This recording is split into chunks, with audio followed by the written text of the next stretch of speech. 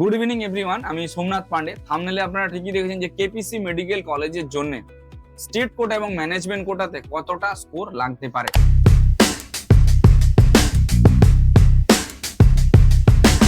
দেখুন, সবার শুরুতেই আপনাদেরকে একটা জিনিস আগে ক্যালকুলেশন করে নিতে হবে, সেটা হচ্ছে আমাদের গভর্নমেন্ট কলেজে কাট অফ কত যেতে পারে। আমরা শুরুতেই আপনাদের বলেছি যে গভর্নমেন্ট কলেজে কাট অফ প্রায় 527 থেকে 532 মধ্যে থাকতে পারে।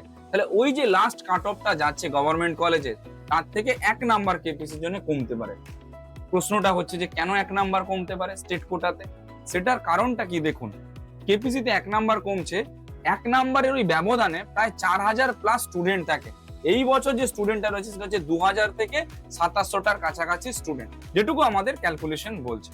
তো ওই যে 2000 থেকে 2700টা স্টুডেন্ট রয়েছে 1 নাম্বারের পিছনে, ওই 2000 থেকে 2700টার মধ্যে আমাদের ওয়েস্ট বেঙ্গলের স্টুডেন্ট রয়েছে প্রায় ধরে এখন 568 থেকে 572, ম্যাক্স টু ম্যাক্স গেলে 582।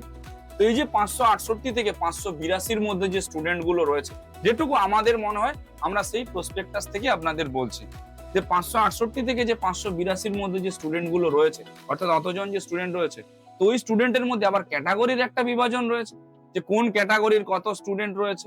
তো সেই ক্যাটাগরির বিভাজনটা যদি আমরা দেখি, তাতে মিনিমাম নেই করে হলেও 10টা তো জেনারেল ক্যাটাগরি স্টুডেন্ট বেরোবেই যারা কেপিসি স্টেট কোটাতে অ্যাডমিশন নেবে।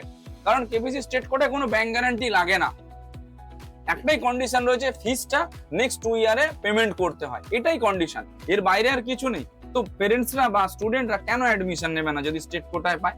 সেই জন্য আপনাদের আগে এই জিনিসটা মাথায় ঢোকাতে হবে যে কেপিসি স্টেট কোটার কাট অফটা যদি বের করি, গভর্নমেন্ট কলেজের কাট অফটা কত যাচ্ছে। তো স্টেট কোটার কাট অফটা আশা করি আপনাদের কাছে ক্লিয়ার। যদি ম্যানেজমেন্ট কোটার কাট অফটা দেখি কত যেতে পারে, ম্যানেজমেন্ট কোটার কাট অফটা আপনার নিয়ার অ্যাবাউট প্রায় ধরে রাখুন যা স্টেট কোটার কাট অফ যাচ্ছে তার থেকে 40 থেকে 45 নাম্বার কিন্তু কম যেতে পারে ম্যানেজমেন্ট কোটার কাট অফ। তাহলে নিয়ার অ্যাবাউট কত হচ্ছে, যদি আমাদের 526-এ গিয়ে ক্লোজ হয়, তাহলে 460 থেকে 465 কেপিসি ম্যানেজমেন্ট কোটার কাট অফটা যাচ্ছে। তাহলে ওই যে 460 থেকে 465 লাস্ট বর্ডারটা আমরা ধরছি, তো ওই বর্ডারটাই হচ্ছে যে কেপিসি ম্যানেজমেন্ট কোটার কাট অফ।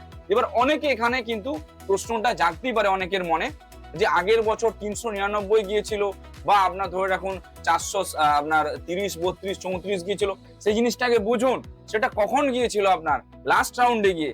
লাস্ট রাউন্ডটা কিন্তু একটা প্রাইভেট মেডিকেল কলেজের কাট অফ নয় বা গভর্নমেন্ট কলেজের কাট অফ নয়, কাট অফ হচ্ছে ফার্স্ট, সেকেন্ড, থার্ড। অর্থাৎ এই যে 3টে জেনারেল রাউন্ড রয়েছে, এই 3টে জেনারেল রাউন্ডেরই কাট অফটা হচ্ছে যে ফাইনাল কাট অফ। লাস্ট রাউন্ডে যেটা ক্লোজ হয়েছে সেটা কোনোদিনও কাট অফের আওতায় পড়ে না। তাই যদি আপনার 460 থেকে 465-এর উপরে স্কোর থাকে, আপনি কেপিসি ম্যানেজমেন্ট কোটাতে অ্যাডমিশনের জন্য এলিজিবল ধরে রাখুন, একটা সিট আপনার নষ্ট হবে না। তাই অ্যাডমিশন রিগার্ডিং যদি কারো কোনো হেল্প লেগে থাকে, আপনারা আমাদের সঙ্গে যোগাযোগ করতে পারেন।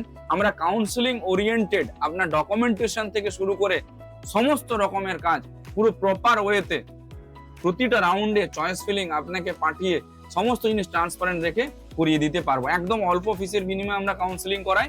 তো অ্যাডমিশন রিগার্ডিং যদি কারো কোনো হেল্প লেগে থাকে, আপনারা আমাদের সঙ্গে কনসাল্ট করতে পারেন। আমরা রয়েছি সব রকম দিক থেকে আপনাদের গাইডেন্স প্রোভাইড করার জন্য। Thank you.